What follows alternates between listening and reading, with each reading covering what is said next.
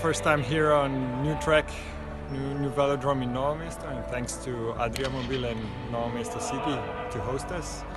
And I think this is a good story here for cycling in Slovenia. New adventure, new experience, and we're happy to be here.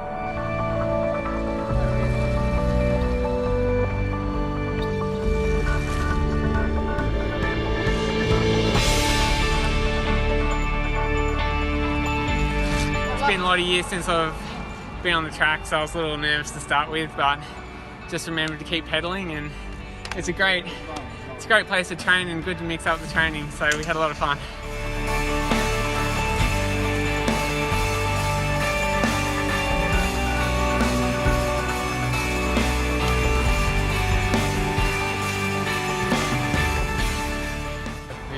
Riding for 2 hours, it's an effort. The track feels really good, legs are also feeling good, and I hope we'll come back soon.